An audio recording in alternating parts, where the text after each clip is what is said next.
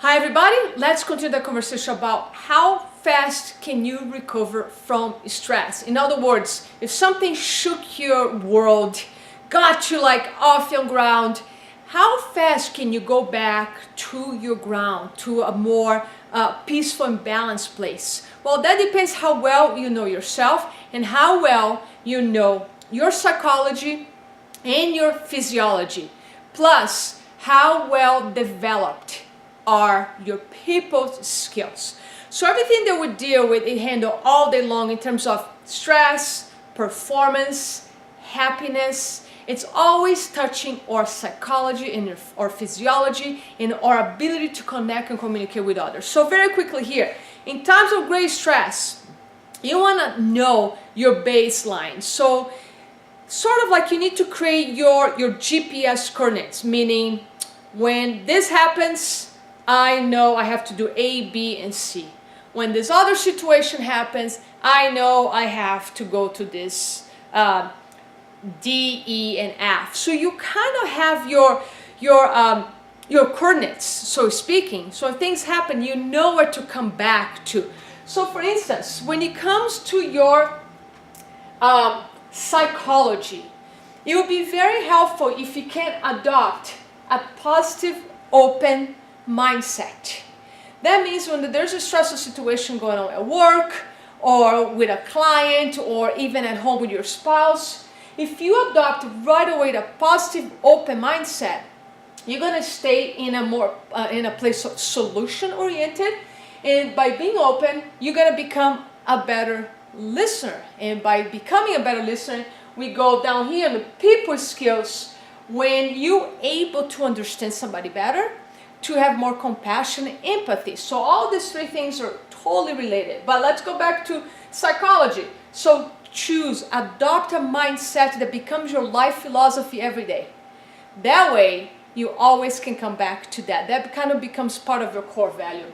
Then during stress situations, question yourself your own beliefs. Sometimes we think something is black, and after listening to somebody for a while and trying to see a situation a different angle, you might find that the situation is not black. Maybe it's light gray. And again, you got to stay open and look at situations in different ways. So a great mindset to adopt is to stay positive, open, and always try to look at situations in a different way, because if you just have one way, you might be missing a lot of different angles that will help you to get out of that emotional stress state.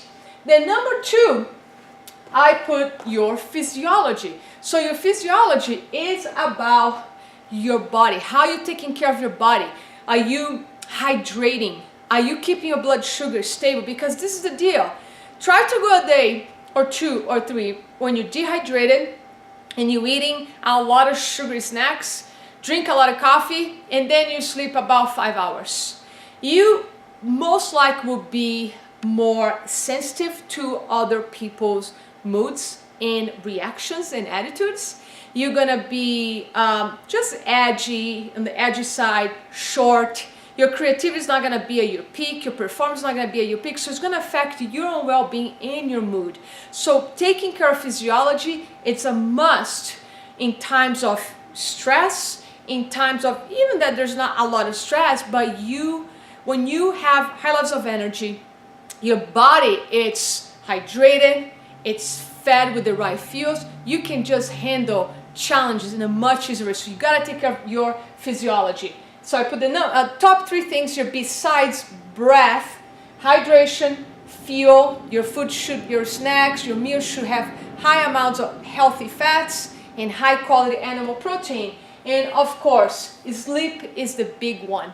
You can be doing a lot of things right, but if you sacrifice your sleep every day, your physiology will suffer. And if your physiology suffers, your psychology also suffers, right? They all affect each other.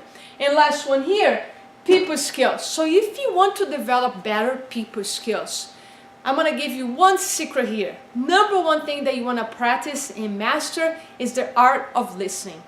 They say, studies, many authors, many great books about communication state that the best communicator is the person who can listen. It's not about speaking a lot, it's listening. So master the art of listening, and I guarantee your people skills, your connections will improve. And number 2, practice compassion and empathy.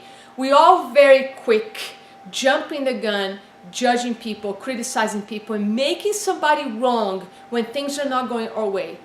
If you understand deeply about what compassion empathy is, you can bring that to your work, and again have much better relationships with people. When your relationships are better, your stress level is lower. And this is about recovery. So since it's about recovery, think that if you're having a conflict with a coworker or a client, and you come from that place first from deep listening, and second, compassion and empathy, you will be able to resolve that problem with much more efficiency. You're going to be handling that problem with so much grace and strength that you recover much faster from the stress. So these are my tips. Take care of psychology, your physiology, and improve your people skills.